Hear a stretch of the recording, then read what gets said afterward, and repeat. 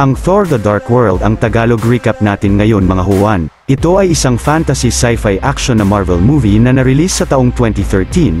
Abangan ang mga shoutout natin sa dulo ng video. Huwag na natin patagalin pa at simulan na natin ang pelikula.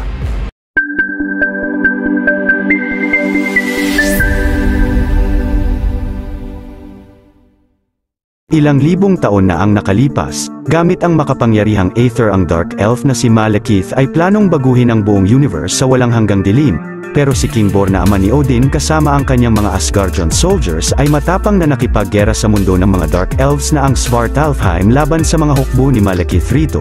Si Malekith naman ay pinaatake ang kanilang malakas na mandirigma na si Curse na buong lakas na kinalaban ang mga Asgardian, dahil ang araw na iyon ang paglinya ng mga mundo o ang Convergence. Si Malekith ay gagamitin na rito ang Aether, pero biglang inatake siya ng mga sundalo ng Asgard at ang Aether ay nakuha na nila sa kanya. Dahil rito ay hindi nagtagal ay nakakalamang na ang mga Asgardians sa mga Dark Elves at napabagsak na rin ang halimaw nila na ang Cursed. Pero si Malekith ay sinakripisyo ang karamihan sa mga sundalo niya upang makatakas roon gamit ang kanilang malaking warship. Nang natapos na ang gera at dahil hindi nila kayang wasakin ang Aether ay pinagutos ni Kingbor na itago ito kung saan walang kahit sino na makakahanap. Sa kasalukuyang panahon, si Loki na bihag na ng Asgard dahil sa nakaraang krimen na nagawa niya ay hinatulan ni Odin ng pagkakulong sa kanilang dungeon ng panghabang buhay. Tinanong naman ni Loki ang ama kung gagawin ba niyang hari ang kinaiinisan niyang kapatid na si Thor at sumagot si Odin na sa ngayon ay abala ito na ayusin ang mga gulo ng dahil sa mga nagawa niya at kinumpirma sa kanya na tama siya na isang araw ay magiging hari si Thor. Sa sunod na eksena sa Vanaheim, ang Warriors 3 na sina Volstagg, sina Fandral, at Hogun kasama si Lady Sif pati ng mga sundalo ng Asgard ay buong lakas na kinalaban ang mga Marauders na madalas na umaatake at sinusubukan na sakupin ang Nine Realms sa loob ng 2 taon. Ilang saglit ay dumating roon si Thor at pinatalsik ang ibang kalaban gamit ang hammer niya. Patuloy na nakipaglaban si Thor sa mga Marauders roon kasama ang mga kaibigan niya hanggang sa dumating sa lugar ang dambuhalang nilalang na ang Kronan. Hinarap ito ni Thor at nagawang mapabagsak sa isang atake lang gamit ang kanyang Mjolnir. Pagkatapos ay agad na sumuko na sa kanila ang lahat ng mga Marauders roon. Maya-maya pag-uwi ni Thor sa Asgard ay nireport niya ang lahat sa ama, pero nasabi nito na sa kabila ng mga katagumpayan ni Thor ay napansin niyang namimiss niya si Jane Foster. Dahil naman handa na siya maging hari ay dapat natanggapin niya kung anong nasa harap niya at makisaya sa mga mandirigma at hindi magpa-distract sa puso niya. Kinagabihan ay sumama si Thor sa selebrasyon ng mga kaibigan niya sa pagkapanalo nila subalit may gumugulo pa rin sa isip ni Thor. Napansin ito ng babaeng si Sif at inaya siya na uminom kasama siya ngunit si Thor ay nagpasalamat at tumanggi sa alok ni Sif. Kinabukasan sa London, dahil matagal nang hindi nagpapakita si Thor kay Jane Foster ay sinubukan nito na makipag-date sa lalaking si Richard ngunit tila hindi siya interesado sa kanya. Bigla naman pinuntahan siya rito ni Darcy Lewis dahil ang device niya ay may nasasagap na kakaibang signal na konektado raw sa pinag-aaralan ngayon ni Erik Selvig. Pinaalis naman ni Jane roon si Darcy ngunit napansin ni Richard na gusto niyang sumama sa kaibigan niya at nagpasensya rito ang babae at inalisan na si Richard. Pagsakay sa kotse ay napansin ni Jane na may bagong intern roon si Darcy na si Ian. Samantala sa Stonehenge, si Dr. Erik Selvig sa lugar ay biglang naghubad na may mga dalang scientific equipment habang tumatakbo roon at sumisigaw kaya't dinakip siya ng mga pulis. Maya-maya sina Jane ay natuntun ang lugar na pinagmula ng kakaibang signal at ito pala ay isang abandonadong storage house. Nakaharap nila ang mga bata rito na pinakita sa kanila ang isang truck na kaya nilang maangat dahil sa kawalan ng gravity sa spot na yun. Pagkatapos ay naghulog naman sila ng bote sa isang lugar ng gusali na nahuhulog rin mula sa taas na ibig sabihin ay may lumitaw na mga portal roon. Si Ian naman ay hinulog sa portal ang susi ng kotse nila pero hindi na ito bumalik. Ilang saglit sa pagsisiyasat rito ni Jane gamit ang device niya ay bigla siyang hinigop ng isa pang portal at napunta siya sa kakaibang lugar kung saan nakatago ang vault na naglalaman ng Aether. Dahil sa pagtataka ay nilapitan ito ni Jane at biglang napunta sa katawan niya ang Aether na kinahimatay niya. Subalit dahil rito mula sa malaking warship ay nagising si Malekith at ang lahat ng mga Dark Elves. Sa sunod na eksena si Thor ay binisita si Heimdall sa Bifrost Gate at lumalabas rito na araw-araw siyang pumupunta roon upang alamin ang kalagayan ni Jane mula kay Heimdall. Nasabi naman ng lalaki na nalalapit na ang Convergence o ang paglilinya ng mga planeta subalit biglang napansin ni Heimdall na hindi na niya nakikita si Jane gamit ang abilidad niya. Sa kasalukuyan na yun ang babae ay nagising na nakabalik na sa abandonadong lugar at nakita niyang tumawag ng mga pulis roon si Darcy dahil ayon rito ay 5 oras na siyang nawawala. Pagkatapos ay napansin nilang hindi sila natatamaan ng buhos ng ulan. Bigla silang pinuntahan roon ni Thor dahil hindi na raw siya nakikita ni Heimdall pero galit na sinampal siya ng ilang beses ni Jane dahil sa matagal na hindi niya pagpapakita sa kanya kahit pa pinangakuan niya siya noon at kamakailan ay nakita pa niya siya sa TV na nasa New York at nakikipaglaban. Pinaliwanag ni Thor na nawasak ang Bifrost at ang mga Marauders ay nagsimula ng gera sa Nine Realms na kinailangan niyang pigilan. Pero ngayon sa tingin ni Thor ay pinaglapit uli sila ng kapalaran at hahalikan na niya ang babae pero sinabihan ni Darcy si Jane na aarestuhin na sila ng mga pulis roon sa pag-trespassing. Nang nilapitan ang mga ito ni Jane ay dadakpi na siya ng isang pulis pero biglang tumalsik ito ng malakas sa kanya. Si Thor naman ay agad na nilapitan si Jane pagkatapos ay ginamit niya ang Bifrost upang dalhin ang babae sa Asgard. Pinasalang agad ni Thor si Jane sa kanilang equipment na ang Soulforge at nasabi ng manggagamot nila na hindi nila malaman ang nasa katawan ni Jane, ang alam lang nila ay hindi kakayanin ng katawan nito ang malakas na enerhiya na nasa katawan niya. Ngunit si Odin ay hindi sang-ayon kay Thor sa pagdala roon kay Jane kaya't pinadakip niya siya sa mga kawal pero tumalsik rin ang mga ito sa babae. Dahil rito ay agad na napansin ni Odin na nasa katawan ni Jane ang Aether na kinagulat niya. Dito na pinaliwanag ni Odin mula sa kanilang libro na ang Book of Yggdrasil na bago pa ang kapanahunan ng lahat ay ginagamit na ng Dark Elf na si Malekith ang Aether bilang kanyang armas at ito ay naghahanap ng masasaniban na katawan. Hanggang sa natalo ng ama ni Odin sina Malekith at pinatay ang lahat ng Dark Elves. Pero si Thor ay duda na napatay na ang lahat ng mga ito. Samantala sina Malekith sa kanilang ship ay nalaman na nasa Asgard ang Aether at ang lieutenant niya na si Eldgrim ay nilagyan niya ng device sa katawan at pinagsuot ng helmet. Sa sunod na eksena ang Warriors 3 pagbalik ng Asgard ay nakahuli ng iba pang mga Marauders pero kasama rito si Eldgrim na nagpanggap na isa sa mga Marauders pagkatapos ay kinulong sila sa dungeon kasama ni Loki. Maya-maya ay pinaliwanag ni Thor kay Jane kaya hindi siya makita ni Heimdall kanina ay dahil napunta siya sa isang portal na dulot ng nalalapit na convergence pagkatapos ay nagkahalikan sila. Ilang saglit ay pinuntahan sila roon ng ina ni Thor na si Frigga at pinakilala rito ni Thor si Jane. Samantala si Eldgrim sa dungeon ay ginamit na ang device niya at unti-unting nagbabago ang itsura niya bilang ang makapangyarihang nilalang ng mga Dark Elves na si Curse. Pagkatapos ay winasak niya ang pader ng kanyang kulungan at inatake ang dalawang bantay ng dungeon na agad kinabagsak ng mga ito. Tinulungan naman ni Curse makatakas ang mga bilanggong Marauders roon upang magsimula ng gulo sa palasyo at si Loki ay tinuro pa sa kanya ang daan palabas ng dungeon. Naalerto ang mga sundalo ng Asgard at ang Warriors 3 ay agad na inatake ang mga Marauders sa dungeon, pati si Thor ay pumunta na rin rito at nagpatumba ng iba pang mga bilanggo. Si Odin naman ay pinabantayan sa maraming kawal ang weapons vault at si Jane ay pinasama kay Frigga. Ilang saglit pa ay may isang aircraft ng mga Dark Elves na nakapunta sa Asgard na agad na napansin ni Heimdall, kaya't hinabol niya ito at inatake hanggang sa nagawa niyang pasabugin ang aircraft at napabagsak roon. Subalit dumating na sa kanila ang dambuhalang warship ni Malekith na nagpakawala ng mas marami pang aircraft. Agad naman inatake ng mga kanya ng Asgardians ang mga aircraft ng Dark Elves. Ang iba ay napapabagsak nila subalit ang ibang ship ng mga kalaban ay nawawasak ang mga kanyan at sasakyan nila. Si Heimdall ay inactivate ang energy barrier ng palasyo subalit si Curse na nagpabagsak ng maraming sundalo sa daan ay nakapunta sa machine ng barrier at pinasabog ito at ang shield ay nagsimula ng mawala. Ilang saglit ang isang aircraft ng kalaban ay nagawang bumagsak papasok ng palasyo malapit sa trono ni Odin. Pagkatapos ay lumabas rito ang mga Dark Elves na agad inatake ang mga sundalo ng Asgard roon at nagbato ng mga explosive device nila na nagagawang humigop ng kahit anong bagay sa paligid. Lumabas rin ng ship si Malekith at pinasabugan ang trono ni Odin roon pagkatapos ay pinuntahan niya ang chamber kung nasaan sina Jane at ang Reyna. Matapang na kinalaban siya ni Frigga at dahil sa sobrang galing makipaglaban ng Reyna ay madali niyang na-overpower si Malekith. Subalit si Curse ay dumating na roon na agad sinakal siya ng mahigpit. Si Malekith naman ang nilapitan na si Jane ay nalaman niyang ilusyon lang pala ito at sinabi ni Frigga na hindi niya sasabihin kung nasaan siya kaya't sinaksak siya ni Curse. Pero si Thor ay galit na inatake sa muka si Malekith subalit nagawa nilang makaalis roon. Inatake uli sila ni Thor pero mabilis na nakasakay ang mga ito ng kanilang warship. Labis na ikinalungkot ni Thor at ni Odin ang pagkamatay ng Reyna at kinagabihan ay pinaanod nila ang katawan niya sa kanilang dagat at sinilaban siya mula sa palaso ni Odin. Ilang saglit ay naging makinang na abo si Frigga na nilipad ng hangin at unti-unting naglaho sa ere.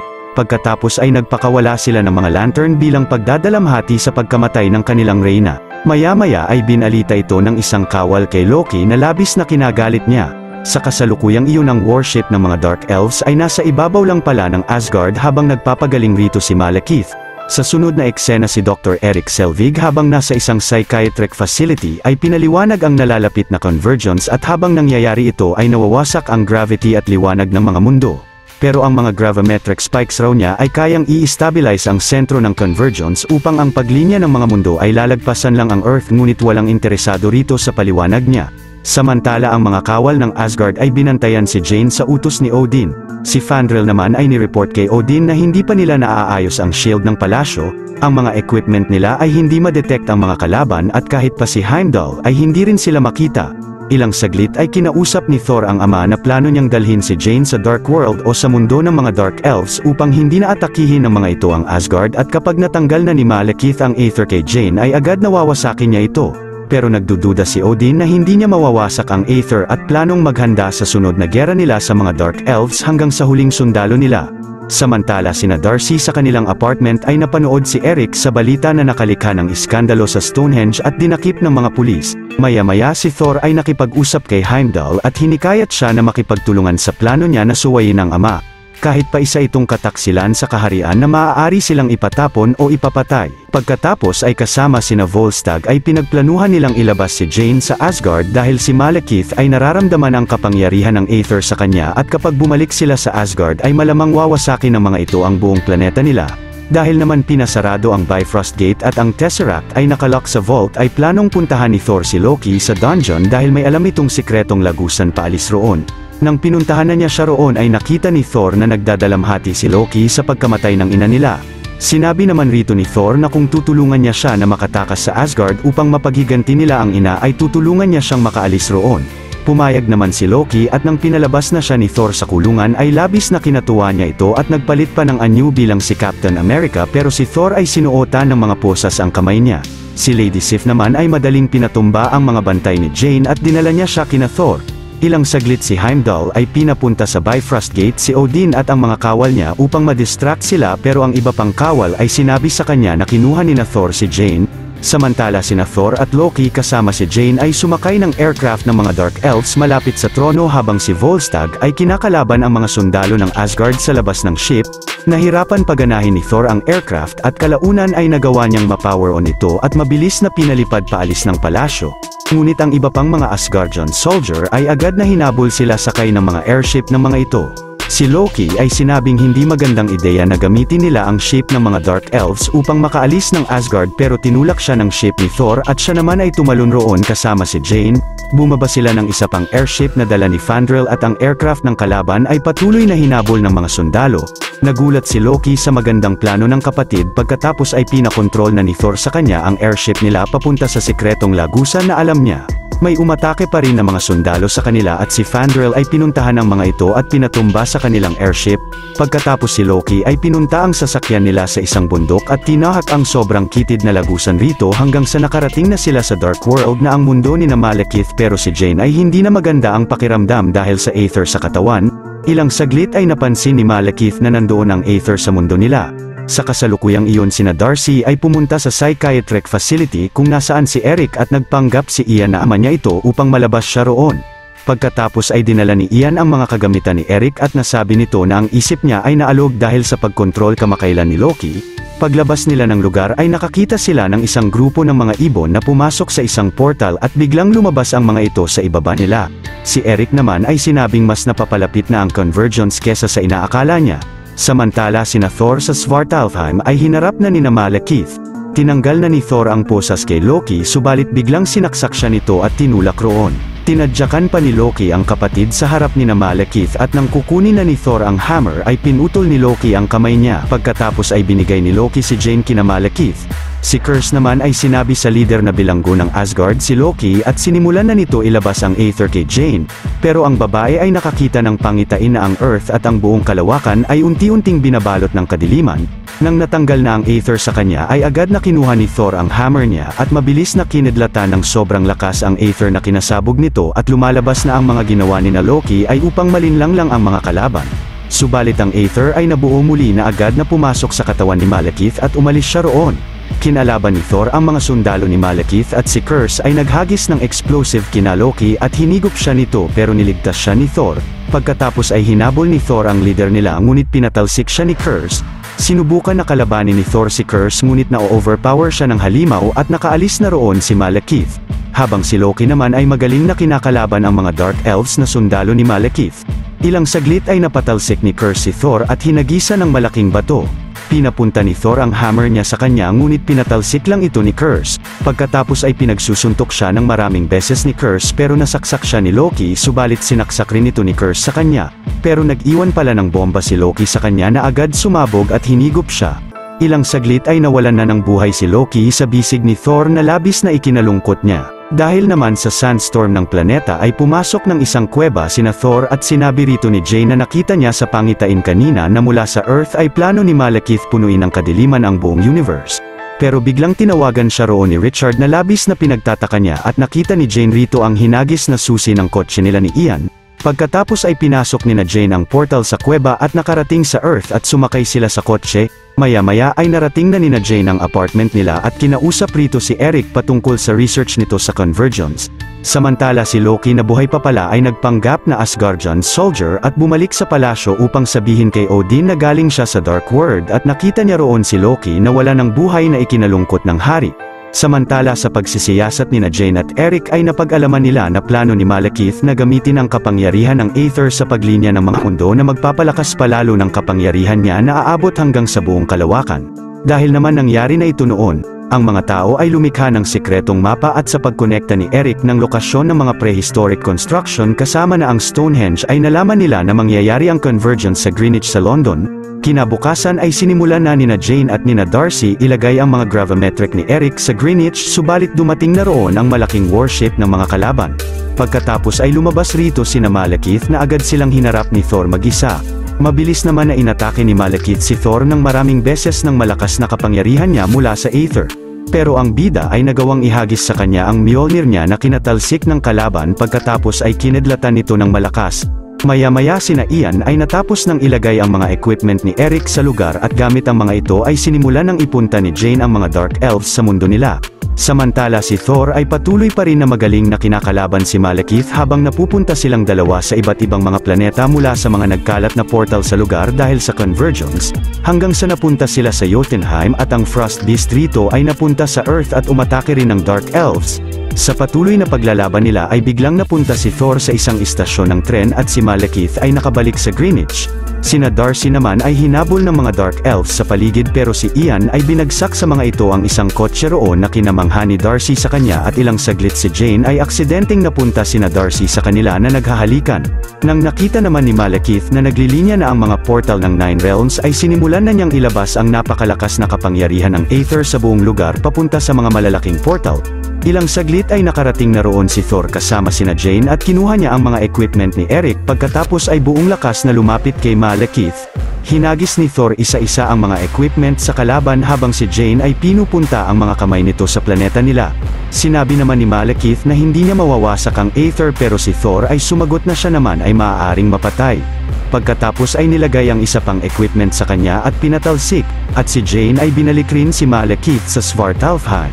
Napigilan nila ang masamang plano roon ng kalaban subalit si Thor ay labis na nanghina at mababagsakan ng ship ni na Malekith. Pero si Eric ay ginamit rito ang equipment niya at napunta sa Svartalfheim ang ship at bumagsak kay Malekith na kinamatay nito. Makalipas ang 2 araw, tinanong ni na Darcy kay Jane kung babalik agad si Thor, pero nasabi nito na marami pa siyang kailangang ayusin sa Asgard dahil sa kataksilan na nagawa niya sa ama. Samantala sa Asgard, humarap si Thor kay Odin at sinabi nito sa kanya na dahil sa pagbubuwis niya ng buhay upang maligtas ang buong kalawakan sa tiyak na kapahamakan ay plano na niyang gawing hari si Thor. Pero tumanggi rito ang bida at sinabing mas pipiliin na lang muna niyang protektahan ang universe dahil hindi pa siya handa na maging hari.